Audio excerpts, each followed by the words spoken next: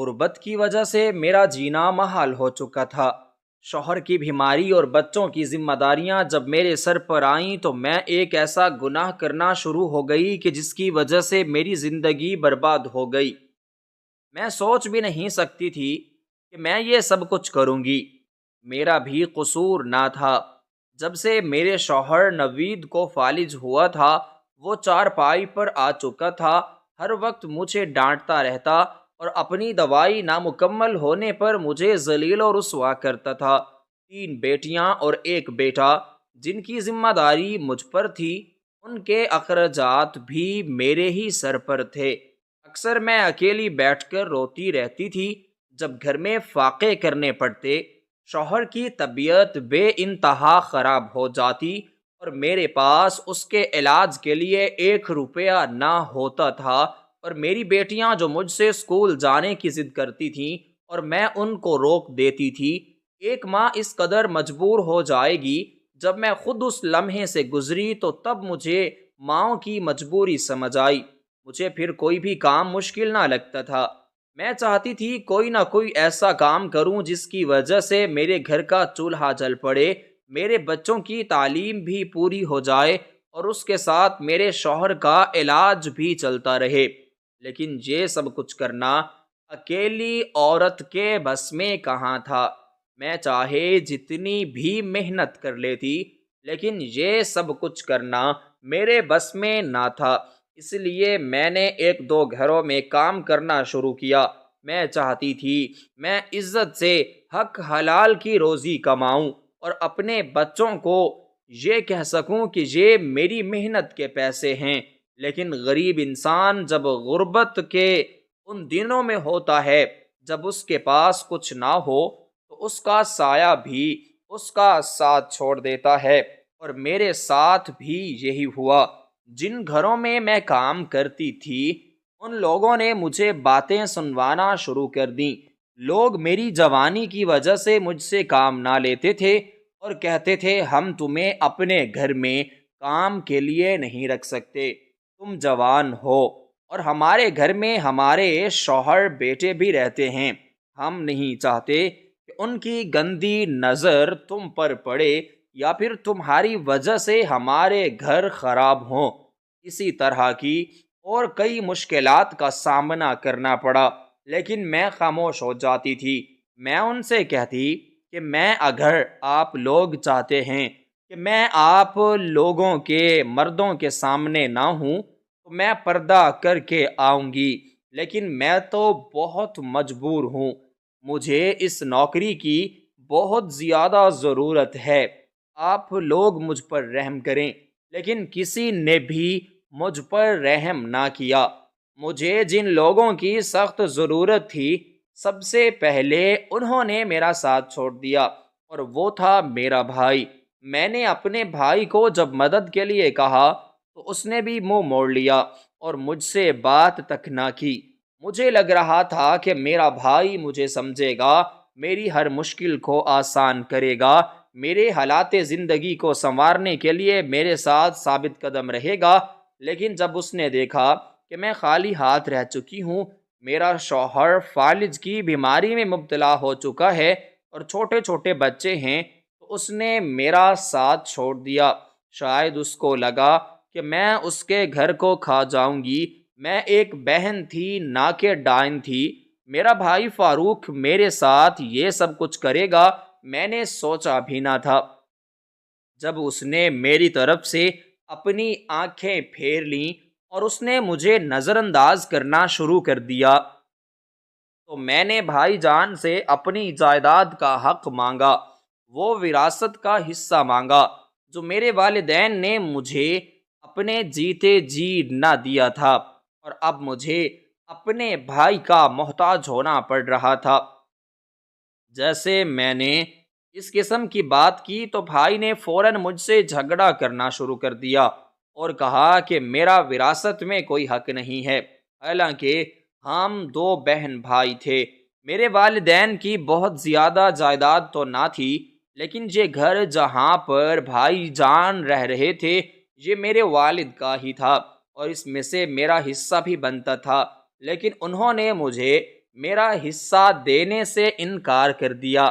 میں چاہتی تھی کہ وہ بے شک مجھے حصہ نہ دے، لیکن میری اس مصیبت کے وقت میں تھوڑی سی مدد کریں تاکہ میری زندگی سنور جائے، یا پھر میں اپنے شوہر کو ایک کاروبار کر کے دوں، یا ایک چھوٹی سی دکان اپنے گھر میں کھول لوں تاکہ میرا گزارا چلتا رہے۔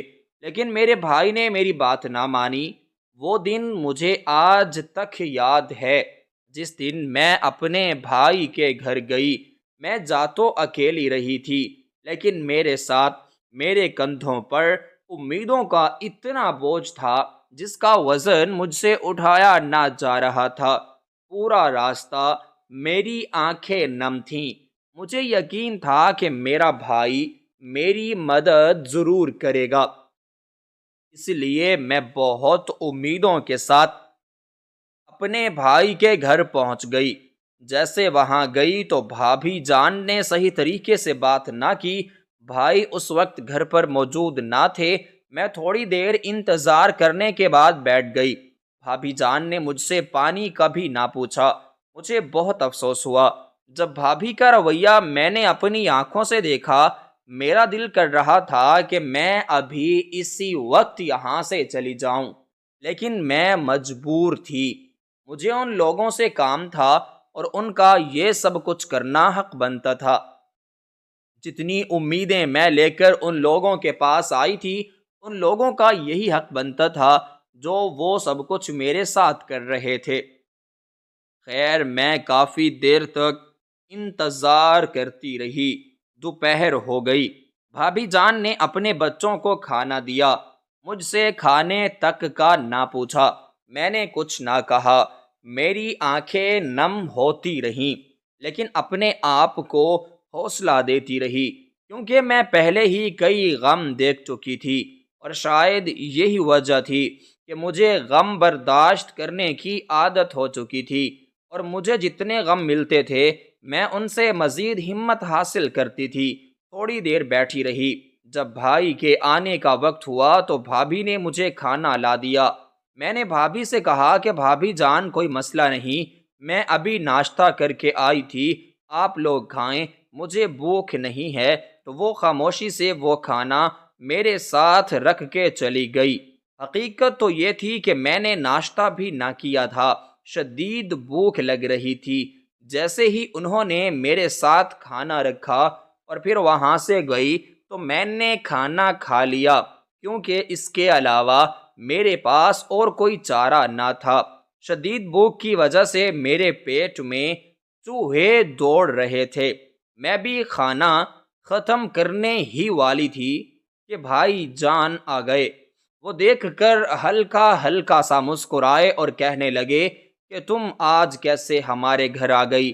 میں مسکرا کر کہنے لگی کہ بھائی جان، آپ لوگ تو اپنی بہن کو بھول گئے ہیں، کتنے دن ہو گئے میرے گھر نہیں آئے، میری خیر خیریت نہیں پوچھی، یہاں تک کہ میرے بچوں کے بارے میں بھی آپ لوگوں نے نہیں پوچھا۔ آپ نے یہ نہیں پوچھا کہ میں زندہ ہوں یا مر گئی ہوں، تو اس لیے میں نے سوچا کہ آپ لوگوں کو اپنی شکل خود ہی دکھا آتی ہوں اور آپ کو یاد دلوا آتی ہوں کہ آپ کی ایک عدد بہن بھی ہے۔ اس پر میرے بھائی نے کہا کہ بس تمہارا یہی مسئلہ ہے، ہر وقت تم گلے شکوے کرتی رہتی ہو، کبھی بھی تم راضی نہیں ہو سکتی، ہر وقت ناراض رہتی ہو۔ نہ جانے ہم نے ایسا بھی کیا کر دیا ہے جس کی وجہ سے تم ہر وقت خفا رہتی ہو۔ میں مسکرانے لگی اور کہنے لگی بھائی جان، میں تو مذاق کر رہی تھی، ایسی کوئی بات نہیں۔ تب میرے بھائی نے کہا اچھا آ ہی گئی ہو تو بتاؤ کوئی کام ہے، کیونکہ میں جانتا ہوں تم ایسے تو نہیں آئی، کسی کام کی وجہ سے ہی آئی ہوگی۔ میں مسکرا کر کہنے لگی کہ بھائی جان، جیسا کہ آپ جانتے ہیں کہ میں کام کی وجہ سے آئی ہوں، اور میرے گھر کے حالات بھی آپ لوگوں کے سامنے ہیں۔ ہم کئی دنوں سے فاقہ کر رہے ہیں، میرے بچے بھوکے ہیں، میرا شوہر فالج کی مصیبت میں مبتلا ہو چکا ہے اور چارپائی پر پڑا ہے، میرے پاس اس کے علاج کے لیے بھی پیسے نہیں ہیں، میں چاہتی ہوں کہ آپ میری تھوڑی سی مدد کریں۔ اگر آپ کے پاس میری مدد کرنے کے لیے پیسے نہیں ہیں تو پھر مجھے میرا حق دے دیں، میرا وہ حق جو مجھے وراثت میں ملا ہے، یعنی مجھے جائیداد میں سے حصہ چاہیے، جتنا بھی بنتا ہے آپ اتنا دے دیں تاکہ میں اپنے گھر کا نظام چلا سکوں۔ بس میں نے جیسے ہی یہ بات کہی تو میرا بھائی کھڑا ہو گیا، چیخنے لگا، چلانے لگا اور کہنے لگا کہ تمہاری ہمت کیسے ہوئی کہ تم نے اس بارے میں سوچا؟ میں جانتا تھا کہ تم ایک دن یہ بکواس ضرور کرو گے۔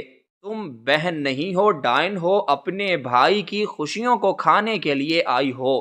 مجھے پتا تھا کہ ایک دن تم یہ سب ضرور کہو گے۔ مجھے اسی دن کا انتظار تھا جب تمہارا خون سفید ہو جاتا، اور آج میں نے سب کچھ دیکھ لیا ہے۔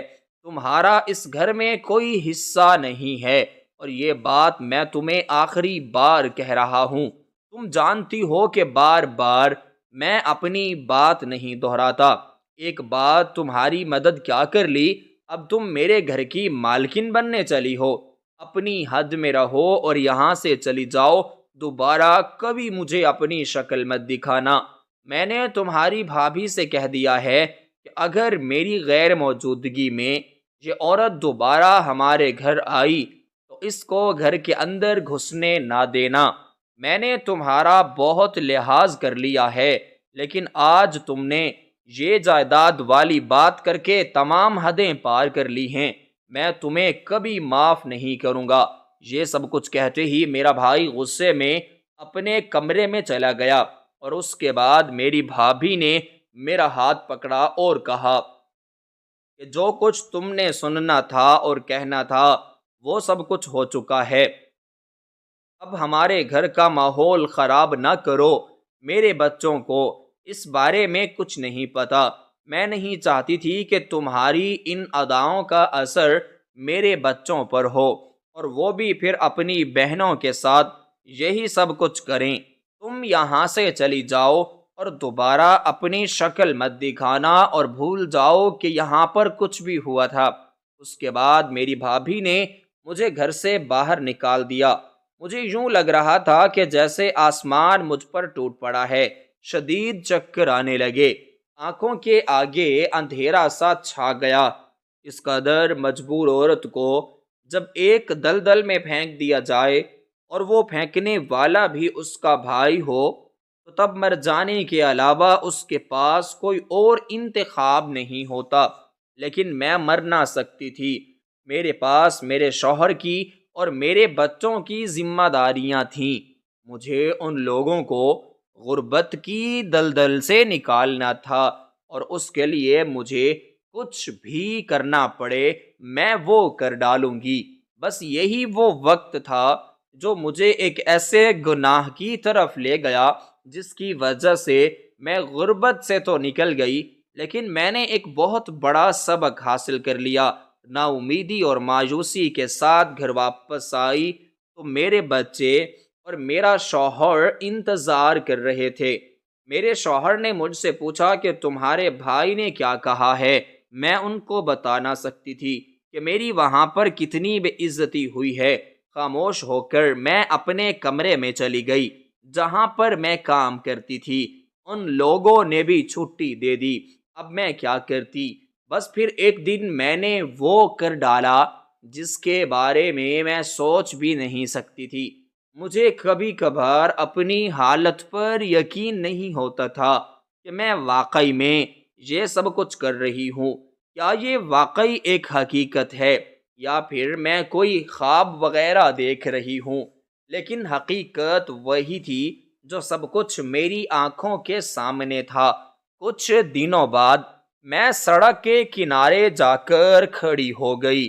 لوگ جب میری مدد کرنے کے لیے آتے ہیں یا جو مجھے پیسے دینے کے لیے آتے تو میں ان سے پیسے نہ لیتی، بلکہ اس کے بدلے میں ان لوگوں کو ایک ایسی بات کرتی جس کو سن کر وہ حیران رہ جاتے۔ کوئی تو میری شکل و صورت دیکھ کر میری چال میں پھنس جاتا، اور اکثر لوگ مجھے بے حیا کہہ کر چلے جاتے تھے۔ میں سڑک کے کنارے کھڑی ہو گئی اور لوگ سمجھنے لگے کہ میں بھیک مانگ رہی ہوں۔ اصل میں بھیک نہ مانگ رہی تھی، بلکہ بھیک کے بدلے لوگوں سے جسم فروخت کر رہی تھی۔ جب پہلی بار ایک نوجوان لڑکے نے مجھے دیکھا اور میری مجبوری کو سمجھنے لگا تو اس نے مجھے پیسے نکال کر دیے۔ میں نے کہا کہ صاحب، مجھے یہ پیسے نہیں لینے، بلکہ میں آپ کے ساتھ کچھ وقت گزارنا چاہتی ہوں۔ اس کے بدلے آپ مجھے رقم دے دیجئے گا، بس میرا یہی کام ہے، اور اس لیے میں اس راہ پر کھڑی ہوں۔ اس شخص نے غور سے مجھے دیکھا اور کہنے لگا کہ کیا واقعی تمہیں شرم نہیں آ رہی یہ سب کچھ کرتے ہوئے؟ آخر تمہارے والدین کہاں ہیں؟ اگر تمہاری شادی ہو چکی ہے تو تمہارا شوہر کہاں ہے؟ تم اپنے بچوں کو کیا جواب دو گی؟ یہ کس راہ کی طرف چل پڑی ہو؟ محنت کرو، حق حلال کی روزی کماؤ، اور بھی کئی طریقے ہیں پیسے کمانے کے، یہ سب کچھ کرنا مناسب نہیں ہے۔ میں نے رو دھو کر اس کو اپنی ساری کہانی سنا دی۔ میں نے بتا دیا کہ میں کس قدر مجبور ہوں۔ میرے بھائی نے مجھے چھوڑ دیا ہے، شوہر چارپائی پر آ چکا ہے، بچے بہت چھوٹے ہیں، اور والدین تو کئی عرصہ پہلے ہی انتقال کر گئے تھے۔ اب آپ یہ بتائیں میں کیا کروں؟ کئی لوگوں کے گھروں میں کام کرتی تھی، ان لوگوں نے میری جوانی اور خوبصورتی کی وجہ سے مجھے اپنے گھر میں سے نکال دیا ہے۔ میں کہاں جاؤں؟ جب اس شخص نے میری زندگی کے حالات و واقعات سنے تو مجھے دیکھ کر حیران ہونے لگا۔ اس نے مجھے روکا نہیں۔ جو شخص مجھے اخلاقی سبق دے رہا تھا خاموشی سے وہاں سے چلا گیا، کیونکہ اس کے پاس بھی میرے ان مسائل کا حل نہ تھا۔ تھوڑی دیر بعد ایک بہت ہی خوبصورت اور بڑی گاڑی والا شخص میری مدد کرنے کے لیے اپنی گاڑی کو میری طرف لے کر آیا۔ اس نے جیسے ہی اپنی گاڑی کا شیشہ کھولا تو ایک بہت ہی عجیب و غریب بو نے مجھے خوش آمدید کہا۔ اس کے ہاتھ میں ایک بوتل تھی۔ اس کی حالت کو دیکھ کر یوں لگ رہا تھا کہ جیسے اس نے نشہ کیا ہوا ہو، اور وہ بوتل بھی شراب کی ہو۔ خیر میں خاموش رہی۔ اس نے اپنی جیب میں سے کچھ پیسے نکالے اور مجھے دینے لگا۔ میں نے پیسے لینے سے انکار کر دیا۔ اس نے آنکھیں پھاڑ پھاڑ کر مجھے دیکھا اور کہنے لگا کہ تمہیں تب میں نے اس سے وہی بات کی جو میں پہلے اس دوسرے شخص سے کر چکی تھی۔ وہ میری باتوں کو سن کر حیران ہونے لگا اور کہنے لگا کہ تم ہوش میں تو ہو، یہ تم کیا کہہ رہی ہو؟ تب میں نے کہا کہ جی صاحب، میں ہوش میں ہوں، میں بالکل آپ کو ٹھیک ہی کہہ رہی ہوں۔ وہ مسکرانے لگا اور وہ نشے میں ڈوبا ہوا تھا۔ انہی ڈوبی آنکھوں سے مجھے دیکھنے لگا اور کہنے لگا کہ ماں کو جس نے پیسے مانگو گے آج تمہیں مل جائیں گے۔ میں نے اس کو وقت بتایا اور کہا کہ میں اتنے پیسوں کے لیے اتنا ہی وقت دے سکتی ہوں۔ تب اس نے میری منہ مانگی قیمت سے بھی ڈبل مجھے پیسے دیے اور کہا کہ چلو، تھوڑی دیر بعد میں تمہیں یہیں پر چھوڑ جاؤں گا۔ میں خاموش ہو گئی، مجبور تھی، آنکھیں نم ہونے لگیں، لیکن اپنے جذبات کو کنٹرول میں کیا۔ یہ سب کچھ میرے ساتھ پہلی بار ہو رہا تھا۔ میں نے پہلی بار اپنی عزت کو بیچنے کے لیے پیسے لیے تھے۔ اب تمہیں سب کچھ کر چکی تھی۔ شدید خوف نے مجھے چاروں طرف سے گھیرا۔ میرے ضمیر نے مجھے ملامت کیا۔ سوچا کہ ابھی سے اسی گاڑی سے اتر جاؤ، لیکن پھر جب میں نے اپنے گھر کی طرف نظر دوڑائی، اپنے بھائی اور بھابھی جان کے رویے کو میں نے یاد کیا، اپنے بچوں کی فرمائشیں اور شوہر کی بیماری کو مد نظر رکھا، تو میں سب کچھ بھول گئی اور ہمت کے ساتھ بیٹھ گئے۔ وہ شخص اپنی مرضی کے مطابق مجھے استعمال کرتا رہا۔ تھوڑے وقت بعد مجھے وہیں پر چھوڑ گیا جہاں سے اس نے مجھے اٹھایا تھا۔ کافی رات ہو چکی تھی۔ خدا کا شکر ہے کہ یہاں پر کوئی بھی نہ تھا جو مجھے دیکھتا یا پھر مجھے پہچان لیتا۔ میں گھر گئی تو میرے بچے سو چکے تھے اور میرا شوہر بھی میرے انتظار میں سو گیا تھا۔ دروازہ کھلا ہوا تھا، میں آ کے خاموشی سے سو گئی۔ صبح اٹھی تو میرا شوہر مجھ سے ناراض ہونے لگا، خفا ہونے لگا اور کہنے لگا کہ تم ساری رات کہاں تھی؟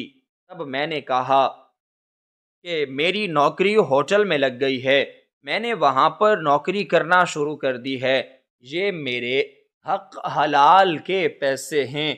کل ہی ان لوگوں نے مجھ سے ایک شادی کے برتن دھلوائے ہیں اور میں وہیں پر کام کر رہی ہوں۔ جیسے میرے شوہر نے یہ سب کچھ سنا، وہ مسکرانے لگا اور کہنے لگا کہ خدا کا شکر ہے، لیکن جیسے اس نے پیسے دیکھے وہ مجھے حیران ہو کر دیکھ رہا تھا اور کہہ رہا تھا کہ تمہیں اتنے سارے پیسے ہوٹل والے کیسے دے سکتے ہیں؟ یہ پیسے تو بہت زیادہ ہیں۔ میں نے کہا کہ میں نے جب انہیں تمہاری بیماری کے بارے میں بتایا اور بچوں کی خواہشات کا بتایا تو ہوٹل کا مینیجر بہت سخی تھا، اس نے مجھے بہت زیادہ منافع دیا، تم یہ رکھ لو۔ میں نے یہ پیسے رکھ لیے۔ اسی طرح میں نے اور کئی جھوٹ بول کر اپنے شوہر اور بچوں کو مطمئن کیا۔ میں ان لوگوں سے کہنے لگی کہ میں کام کرتی ہوں اور یہ میرے حق حلال کے پیسے ہیں۔ دن گزرتے گئے، اب ہر روز میں رات کو یہی کام کرتی تھی، سڑک کے کنارے جا کر کھڑی ہو جاتی اور لوگوں سے جسم فروخت کرواتی۔ اب بس سب کچھ میری عادت بن چکی تھی۔ میرے بچے بھی خوش ہو رہے تھے، گھر بھی بہت اچھے طریقے سے چل رہا تھا۔ میرے شوہر کی طبیعت بھی دن بدن ٹھیک ہوتی چلی جا رہی تھی۔ مجھے بے حد خوشی ہو رہی تھی۔ بے شک اندر ہی اندر سے میں بے انتہا پریشان تھی۔ میرا ضمیر مجھے ملامت کرتا رہتا تھا۔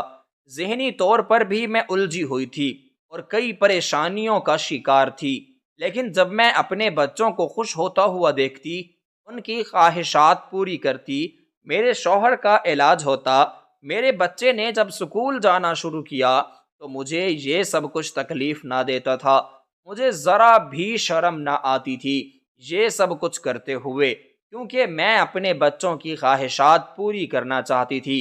اور میں نے یہ تبھی سوچا تھا جب میرے بھائی اور بھابھی نے مجھے ذلیل اور رسوا کر کے اپنے گھر سے نکالا تھا۔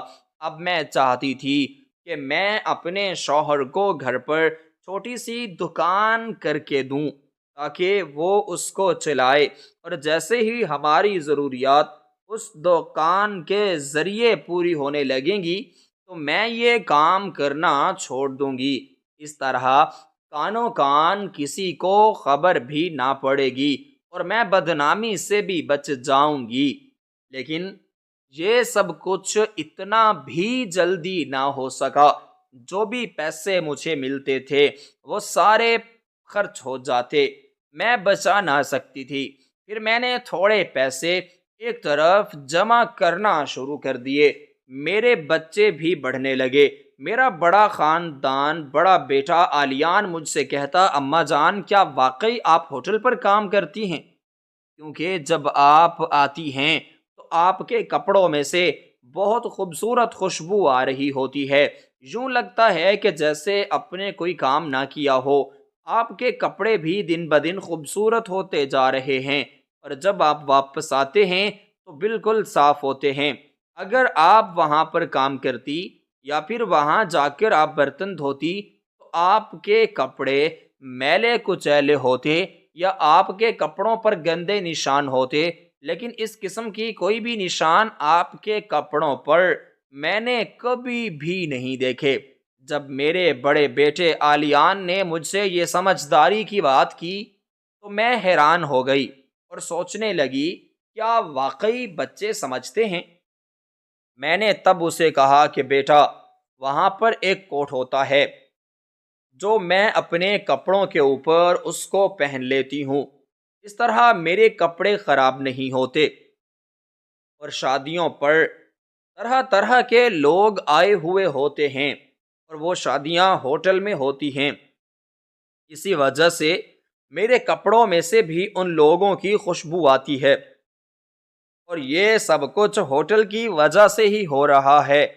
میں تمہیں کسی دن ہوٹل پر لے جاؤں گی، وہاں پر بہت اچھا نظام ہے، لوگ میری عزت کرتے ہیں، میرا نام بن چکا ہے۔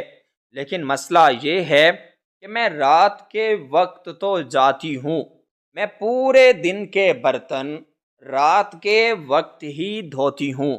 وہ لوگ ایک ہی جگہ پر جمع کر لیتے ہیں اور میں 5-6 گھنٹوں میں وہ سارے برتن دھو دیتی ہوں۔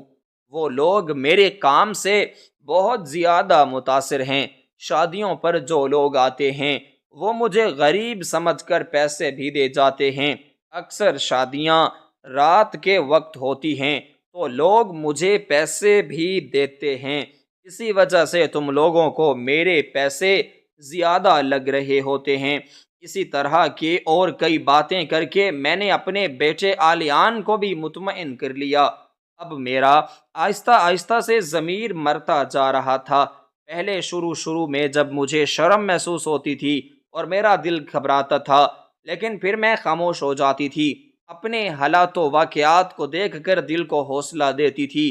آج شام جب میں دوبارہ اپنے معمول کے مطابق وہاں پر گئی تو ایک بہت ہی خوبصورت شخص آ کر رکا۔ یہ پہلے مجھ سے نہ مل چکا تھا۔ جب مجھے دیکھا تو کہنے لگا کہ کیا آپ اکیلی ہیں؟ آپ کو کہیں جانا ہے تو آ جائیں، میں آپ کو آپ کے مقام تک چھوڑ دیتا ہوں۔ میں نے انکار کیا۔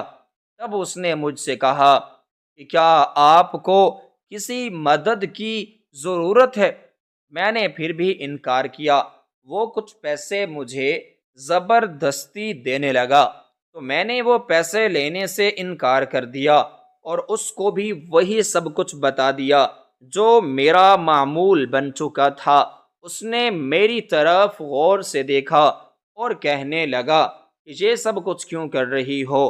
تمہیں کیا ضرورت ہے اتنے بڑے گناہ کرنے کی؟ خدا تعالیٰ ان چیزوں سے ناراض ہوتا ہے۔ بے شک تم غریب ہو، میں مان سکتا ہوں کہ تمہارے حالات بہت زیادہ خراب ہوں گے، تمہیں مجبوریاں بھی ہوں گی، لیکن کبھی بھی خدا تعالیٰ نے یہ نہیں کہا کہ تم اس طرح کے کام کرو۔ تمہیں یہ سب کچھ کرنے سے میں روک رہا ہوں۔ مجھے اپنا بھائی تسلیم کر لو اور رک جاؤ۔ جیسے اس شخص نے مجھے یہ کہا مجھے اپنا بھائی مان لو تو میری آنکھیں نم ہو گئیں۔ جب حقیقی بھائی نے میرے ساتھ یہ سب کچھ کیا تھا تو مجھے بھائی کے نام سے نفرت سی ہونے لگی تھی۔ میں نے اپنے آنسوؤں کو روکا اور اس شخص کی بات کو نظر انداز کرتے ہوئے میں دوسری جگہ پر چلی گئی۔ یہاں پر وہی شخص آیا جو مجھے ایک روز ملا تھا، جس کے ہاں میں پہلے بھی کچھ وقت گزار چکی تھی۔ وہ میرے پاس آیا اور کہنے لگا کہ کیا اب بھی تم وہی کام کرتی ہو؟ میں نے کہا جی بالکل۔ وہ کہنے لگا تو پھر چلو میرے ساتھ، مجھے تمہاری ضرورت ہے۔ میں اس دنیا کے غموں سے بہت اکتا چکا ہوں، تھک چکا ہوں، اور میں سکون حاصل کرنا چاہتا ہوں، اور اس سب کے علاوہ مجھے اور سکون کہیں نہیں ملا۔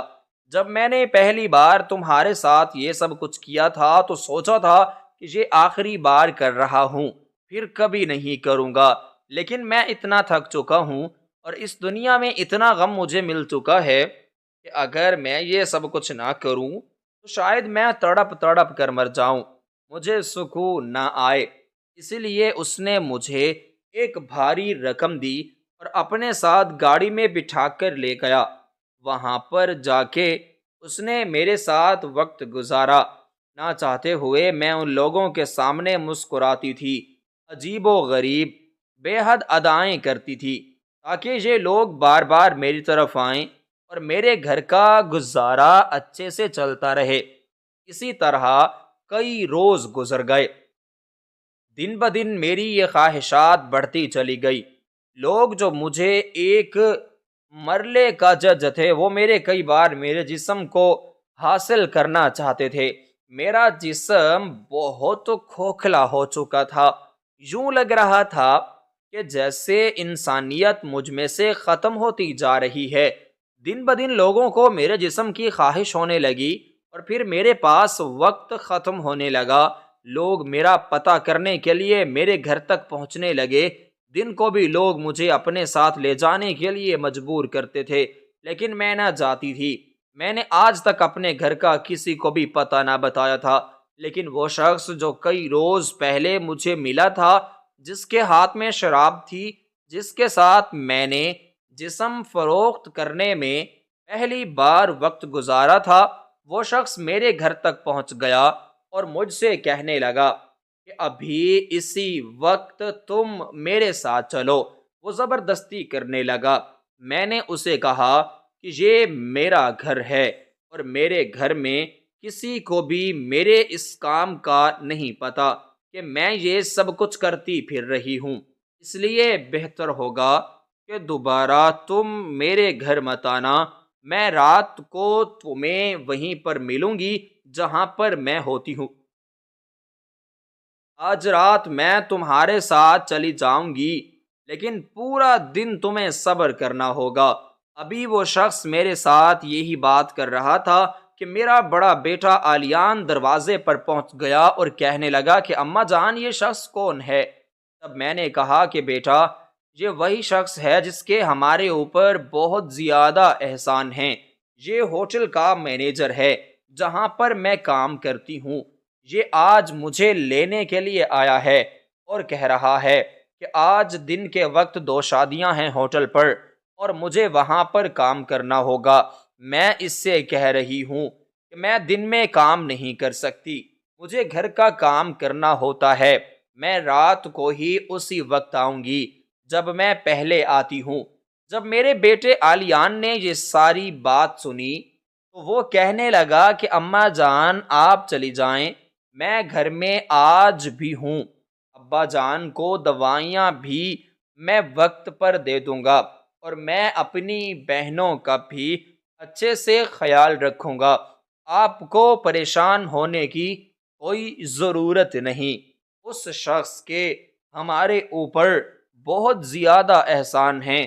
یا تو پھر آپ ایسا کرو، میرے چھوٹے بھائی کو ساتھ لے جائیں، باقیوں کا خیال میں رکھ لوں گا۔ جیسے ہی آلیان نے یہ بات کی، وہ شخص کہنے لگا کہ نہیں بچے، وہاں پر نہیں آ سکتے، تمہاری ماں کام کرے گی یا پھر بچوں کو سنبھالے گی۔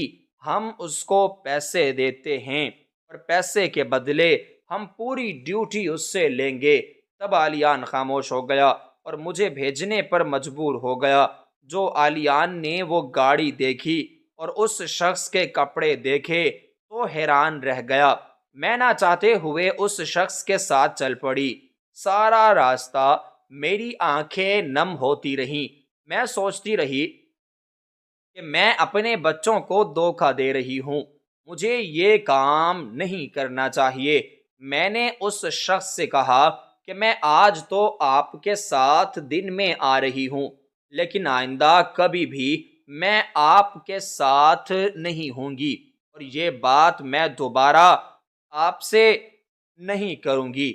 آپ خود ہی اس بات کو سمجھنے کی کوشش کریں۔ اس کے بعد وہ شخص مجھے لے گیا، ایک بھاری رقم دی اور اپنی خواہشات کو میرے جسم سے پورا کیا، پھر مجھے گھر چھوڑ گیا۔ آج رات میں نہ گئے۔ میرے بچے نے جب پوچھا کہ اماں جان، آج آپ کیوں نہیں گئیں، تو میں نے کہا کہ بیٹا، میں سارا کام کر کے آ گئی تھی، سارا دن کھڑے ہو کر میری طبیعت بھی ٹھیک نہیں ہے، آج میں نہیں جاؤں گی، تو اس لیے آج گھر میں رہوں گی۔ بچے اور میرے شوہر اپنے معمول کے مطابق سوکھے، لیکن مجھے نیند نہ آ رہی تھی۔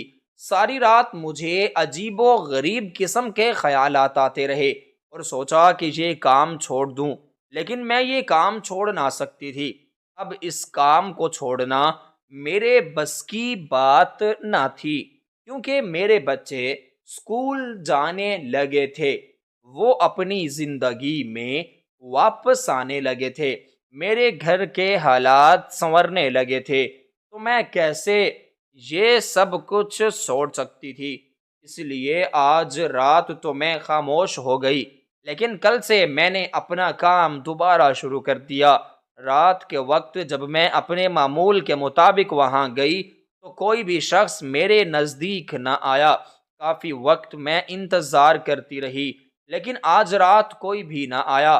خالی ہاتھ جب میں گھر واپس آئی تو میرے بچے اور شوہر صبح مجھ سے پوچھنے لگے کہ کیا تم کل رات ہوٹل پر نہیں گئی تھی؟ تم نے کوئی کام نہیں کیا؟ تو میں نے ان سے کہا کہ کل کوئی خاص کام نہ تھا جس کی وجہ سے مجھے ان لوگوں نے پیسے بھی نہیں دیے۔ آج رات مجھے امید ہے کہ کام زیادہ ہوگا اور میں دیر سے واپس آؤں گی۔ تم لوگوں کو پریشان ہونے کی کوئی ضرورت نہیں ہے۔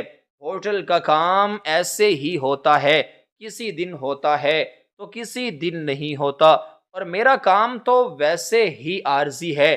میرا یہ کام کرنا کبھی بھی ختم ہو سکتا ہے۔ ان لوگوں کو اگر کبھی میری وجہ سے شکایت ہوئی تو وہ لوگ کسی اور کو بھی میری جگہ پر رکھ سکتے ہیں۔ یہ باتیں کر کے میں خاموش ہو گئی، لیکن میں پریشان تھی۔ میں اس کام کو چھوڑنا تو چاہتی تھی لیکن چھوڑ نہ سکتی تھی۔ کچھ دن گزر گئے، ایک رات دوبارہ میری خالی گزری۔ یوں لگتا تھا کہ جیسے اب میرا کام ختم ہونے والا ہے، پھر میرے بچے کرنے لگیں گے اور سب کچھ دوبارہ سے ہونے لگے گا، اور یہ سب کچھ میں ہونے نظر سکتی تھی۔ اس لیے جب میں اگلی رات گئی تو وہاں پر 4 لڑکے میرے قریب آئے۔ وہ مجھے حیرت سے دیکھنے لگے۔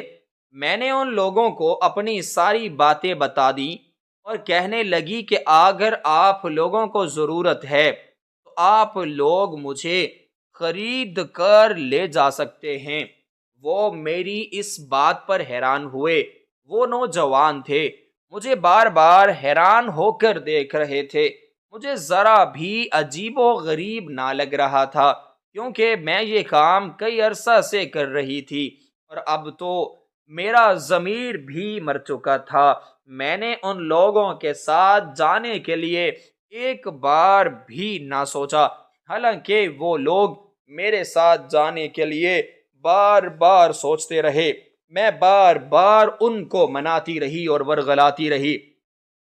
جب ان لوگوں کو سمجھ میں آیا تو وہ 4 لڑکے مجھے خرید کر اپنے ساتھ ایک ہوٹل پر لے گئے۔ جب میں وہاں ان کے ساتھ گئی تو مجھے لگا کہ وہ چارہ لگ کے باری باری مجھ سے اپنی خواہشات پوری کریں گے، کیونکہ جو رقم انہوں نے دی تھی وہ بہت زیادہ تھی اور میں ان کے ساتھ ساری رات گزارنے والی تھی۔ مجھے لگا کہ میں چاہ رہا ہوں اپنی خواہشات کو برا کرنے کے لیے کچھ بھی کریں گے، کیونکہ جو رقم انہوں نے مجھے دی تھی وہ بہت زیادہ تھی، لیکن انہوں نے ان لوگوں نے ایسا کچھ بھی نہ کیا۔ خاموش ہو کر آ کر یہ چاروں میرے ساتھ بیٹھ گئے۔ کافی دیر تک مجھے دیکھتے رہے۔ میں حیران پریشان تھی کہ یہ لوگ مجھ سے کچھ کیوں نہیں کہہ رہے تھے اور نہ ہی میں ان سے کچھ کہہ پا رہی تھی۔ کافی دیر بعد جب خاموشی ٹوٹی تو میں نے ان لوگوں سے کہا کہ آپ لوگ کیا چاہتے ہیں؟ وہ مسکرانے لگے اور کہنے لگے کہ ہم ویسا کچھ بھی نہیں چاہتے جیسا آپ سوچ رہی ہیں۔ ہم آپ سے آپ کے حالات و واقعات جاننا چاہتے ہیں۔ ہم پوچھنا چاہتے ہیں کہ یہ سب کچھ آپ کیوں کر رہی ہیں؟ یہ سب کچھ کرنا غلط ہے۔ جب ان لوگوں نے مجھ سے یہ بات کی تو میں رونے لگی اور کہنے لگی کہ میں بہت زیادہ مجبور ہوں۔ میرے حالات زندگی بہت مشکلات سے چل رہی ہیں۔ یہ سب کچھ کرنے کے علاوہ میرے پاس اور کوئی راستہ نہیں ہے۔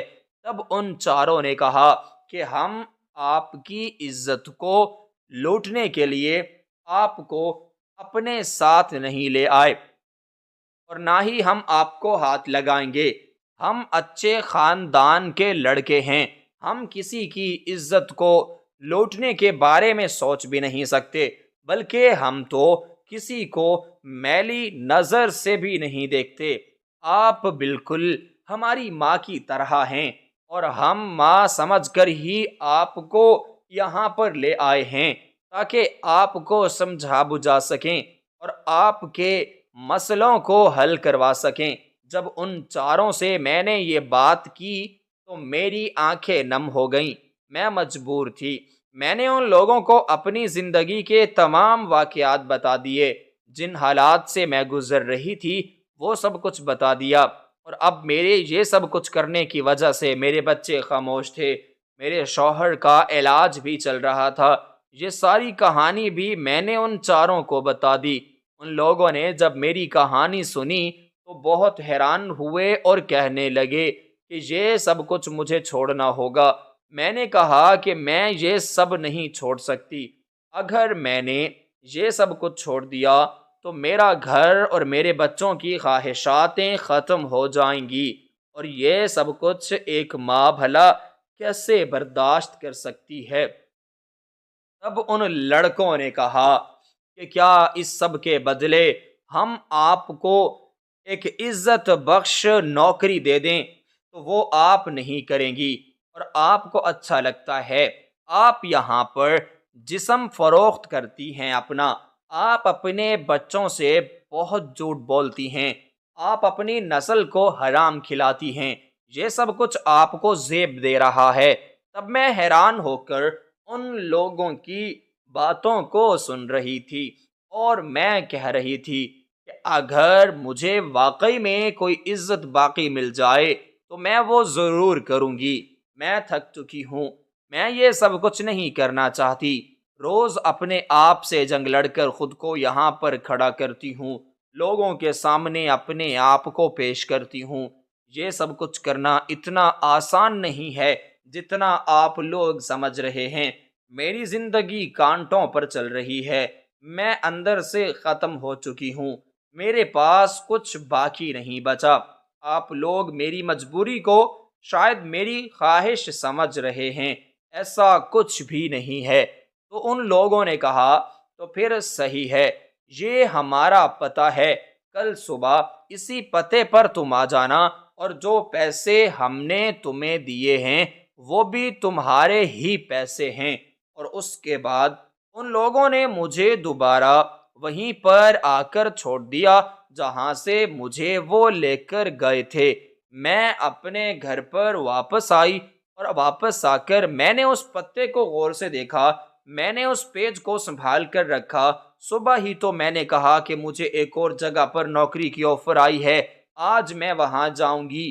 دعا کرنا کہ وہ جگہ صحیح رہ جائے تو پھر میں رات کی یہ نوکری چھوڑ دوں، کیونکہ رات کو میرا جانا مجھے ایسا نہیں لگتا اور مناسب بھی نہیں ہے۔ میرا شوہر اور میرے بچے بھی خوش ہو گئے اور کہنے لگے کہ ہاں، ہم بھی یہی چاہتے تھے کہ آپ دن میں کام کریں۔ اس کے بعد میں نے وہ پتہ اٹھایا اور ایک رکشے والے کو دکھایا۔ وہ یہ پتہ دیکھ کر حیران رہ گیا اور کہنے لگا کہ یہ تو بہت بڑی ہوٹل ہے یہاں پر، وہاں جا کر آپ کو کس سے ملنا ہے؟ میں نے کہا کہ تم بس اپنا کام کرو اور تم مجھے وہاں پر لے جاؤ۔ میں اس شخص کے ساتھ بیٹھ گئی اور وہ مجھے اس ہوٹل میں لے گیا۔ جب میں اس ہوٹل پر اتری اور اس کو دیکھا تو حیران رہ گئی۔ مجھے یقین نہیں ہو رہا تھا کہ یہ کوئی عام سی ہوٹل ہے، بلکہ اس کو دیکھ کر یوں لگ رہا تھا کہ جیسے غیر ملکی ہوٹل ہو۔ خیر میں خاموش رہی اور اندر گئی۔ جیسے گئی تو وہ چاروں کھڑے تھے، یوں لگ رہا تھا کہ جیسے وہ لوگ میرا ہی انتظار کر رہے ہوں۔ ان لوگوں نے مجھے کہا کہ یہاں پر تمہیں کام کرنا ہوگا، یہ ہوٹل ہم چاروں کی ہے، ہم نے اپنی محنت سے بنائی ہے، ہم بھی تم سے زیادہ غریب اور مشکلات سے اپنی زندگی کو گزار رہے تھے۔ ایک چھوٹی سی ریڑھی سے ہم نے اپنا کاروبار شروع کیا، اور آج دیکھو خدا کا شکر ہے ہم کہاں سے کہاں تک پہنچ گئے۔ ارد گرد کی تمام زمینیں ہماری ہیں، اور ہماری مختلف شہروں میں بڑی بڑی ہوٹلیں ہیں۔ یہ ہوٹل کیونکہ تمہارے گھر کے ساتھ تھی تو اس لیے ہم تمہیں یہاں پر کام دے رہے ہیں۔ ہماری یہی سوچ ہے کہ ہم کسی بھی غریب انسان کو غلط کام نہیں کرنے دیں گے، ہم اس کو راہ ہدایت پر لائیں گے اور ایک دن ضرور کامیاب ہو جائیں گے۔ اور جب ہم نے تمہارے بارے میں سنا تو ہم نے سوچا کہ تمہیں ڈھونڈیں گے، اور تم تو بڑی آسانی سے ہمیں مل گئی۔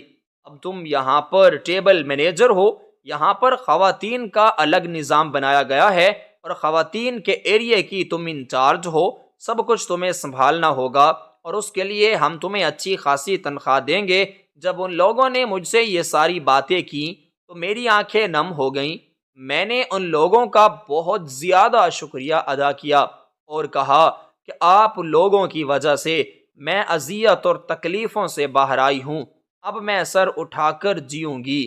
خدا نے میری عزت کا تماشا نہیں بننے دیا اور مجھے بے عزت ہونے سے بچا لیا ہے۔ یہ سب کچھ آپ لوگوں کے احسان کی وجہ سے ممکن ہوا ہے۔ میں ہمیشہ آپ لوگوں کی احسان مند رہوں گی، اور کبھی موقع ملا تو آپ لوگوں کے احسان ضرور اتاروں گی۔ وہ لوگ مسکرانے لگے اور کہنے لگے کہ تمہیں یہ سب کچھ کہنے کی ضرورت نہیں، نہ ہی تمہیں پریشان ہونے کی ضرورت ہے۔ تم اپنا کام کر رہی ہو اور اس کام کے بدلے ہم تمہیں پیسے دے رہے ہیں، ہمارا تمہارے اوپر کوئی احسان نہیں۔ تم اپنی زندگی کو اچھے طریقے سے گزارو اور نیک نامی کے ساتھ سر چل کر اس دنیا میں جیو۔ اور بس پھر ان لوگوں کے کہنے پر میں نے ان لوگوں کی ہوٹل میں کام کرنا شروع کر دیا۔ میں اپنے بچوں کو بھی اس ہوٹل میں لے کر آئی تھی، ان کو دکھایا تھا کہ میں یہاں پر کام کرتی ہوں۔ میرے شوہر بھی مجھ سے مطمئن تھے۔ آلیان، جس کے ذہن میں میرے کام کے بارے میں کئی عجیب و غریب قسم کے سوالات تھے، آج اس کے ذہن سے سب سوالات ختم ہو چکے تھے۔ میں نے اپنی شناخت بدل ڈالی تھی، اپنا روپ رنگ سب کچھ تبدیل کر ڈالا تھا۔ اب کوئی بھی مجھے نہ پہچانتا تھا کہ میں وہی ہوں یا پھر وہ پہلے والی جو اپنے جسم فروخت کرتی تھی۔ کئی لوگ میں اس ہوٹل میں لوگ کھانا کھانے کے لیے آتے تھے، اور میں ان لوگوں کو پہچان بھی جاتی تھی، کیونکہ میں نے ان لوگوں کے ساتھ کافی وقت گزارا ہوتا تھا۔ لیکن میرا حلیہ اس قدر تبدیل ہو چکا تھا کہ کوئی بھی مجھے پہچان نہ سکتا تھا کہ میں وہی مجبور عورت ہوں۔ اس کے بعد میں نے اپنی زندگی کو نئے سرے سے گزارنا شروع کر دیا۔ بہت خوشی ہوتی تھی، پرسکون نیند آتی اور مطمئن ہوتی تھی۔ میں کبھی بھی لوٹ کر اپنے بھائی کے پاس نہ گئی۔ وہ کئی بار مجھ سے معافی مانگنے کی کوشش کرتا رہا، لیکن میں نے اس کو ہمیشہ نظر انداز کیا اور اپنے بچوں کے ساتھ نئی زندگی کا آغاز کیا۔